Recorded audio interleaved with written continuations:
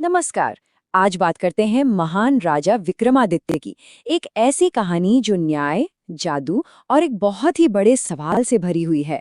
एक ऐसा सवाल जो सोचने पर मजबूर कर देगा।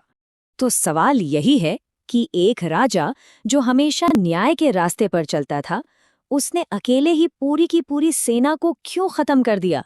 मतलब क्या वजह हो सकती है? इसका जवाब ना एक बहुत ही दिलचस्प कहानी में छिपा है। चलिए पता लगाते हैं। तो इस सवाल का जवाब हमें मिलता है कहानी की बिल्कुल शुरुआत में। हुआ यूं कि राजा विक्रमादित्य एक बार जंगल में सफर पर थे और वहां उनकी मुलाकात एक ऐसे जीव से हुई जिसने उनकी पूरी यात्रा का रुख ही बदल दिया। चलते चलते राजा की नजर पड़ती है एक बहुत ही अनोखे, एक अद्भुत हिरण पर।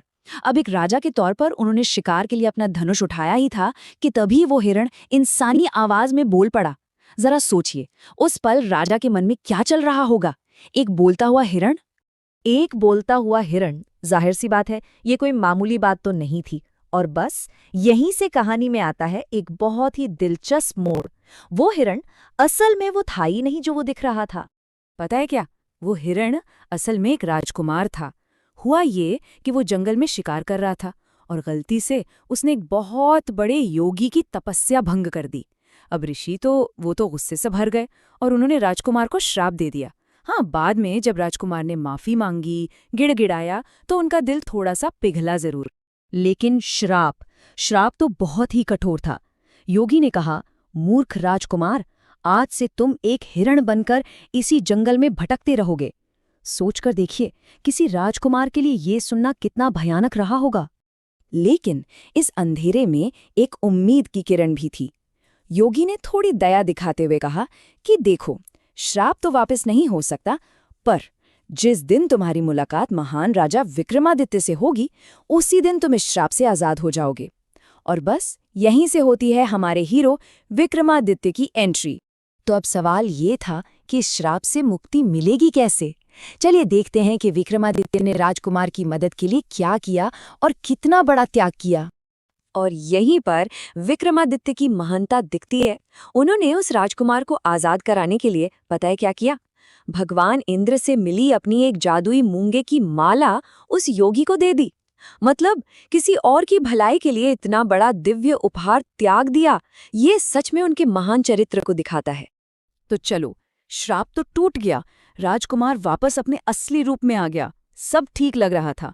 लेकिन जब विक्रमादित्य उसे उसके राज्य वापस ले जा रहे थे ना, तो वहां एक नई और बहुत ही खतरनाक मुसीबत उनका इंतजार कर रही थी। जैसे ही उन्होंने राज्य की सीमा में कदम रखा, सैनिकों ने उनका रथ रोक लिया और वहां जाकर उन्हें पता चला कि किसी धोखेबाज ने राजकुमार के राज्य पर कब्जा कर लिया है और उसके माता पिता यानी राजा और रानी को जेल में डाल दिया है। ये सुनते ही राजकुमार के तो होश ही उड़ गए, मानो पैरों तले जमीन खिसक गई हो। अब यहाँ विक्रमादित्य ने अपना दिमाग चलाया। उन्होंने अपनी असली पहचान किसी को नहीं बताई। वो राजकुमार के दूत बनकर उस नए राजा के पास गए और सीधा सीधा अल्टीमेटम दे दिया, या तो इज्जत से राज्य लौटा दो या फिर जंग के लिए तैयार हो जाओ। और बस यहीं से कहानी अपने क्लाइमैक्स पर पहुंचती है, जब विक्रमादित्य ने मामले को पूरी तरह अपने हाथ में ले लिया और फिर कुछ ऐसा किया जिसके बारे में किसी ने सोचा तक नहीं था। तो हुआ ये कि जब उस धोखेबाज राजा के सेनापति ने गुस्से में आकर अपनी तलवार निकाली विक्रमादित्य पर हमला करने के लिए, तो विक्रमादित्य ने बड़े ही शांत भाव से अपने माथे पर एक जादुई तिलक लगाया और अगले ही पल वो गायब हो गए, पूरी तरह से अदृश्य। अब सोचिए उस सेना का क्या हाल हुआ होगा, जिसका सामना एक ऐसे दुश्मन से था जिसे वो देख ही नहीं सकते थे। अदृश्य होकर विक्रमादित्य ने एक एक करके दुश्मन सैनिकों को ढेर करना शुरू कर दिया। देखते ही देखते सैकड़ों सैनिक मारे गए, लेकिन उन्हें मारने वाला कोई नजर ही नहीं आ रहा था। बस फिर क्या था, पूरी सेना में भगदड़ मच गई। सब डर के मारे इधर उधर भागने लगे। इस अनोखी लड़ाई के बाद अब बारी थी उस राज्य में फिर से न्याय कायम करने की। आखिरकार विक्रमादित्य उस धोखेबाज राजा के ठीक सामने प्रकट हुए। तलवार उसकी गर्दन पर थी और उन्होंने उसे आखिरी मौका दिया, या तो अभी इसी पल ये राज्य छोड़कर भाग जाओ या फिर मरने के लिए तैयार हो जाओ। और वो धोखेबाज राजा विक्रमादित्य की ताकत देखकर इतना डर गया कि वो फौरन वहां से भाग खड़ा हुआ।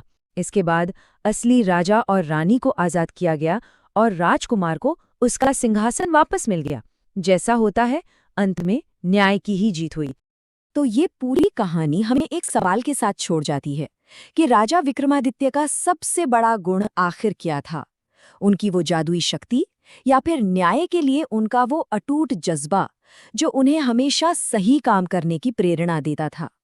शायद इसका जवाब हम सब के लिए अलग-अलग हो,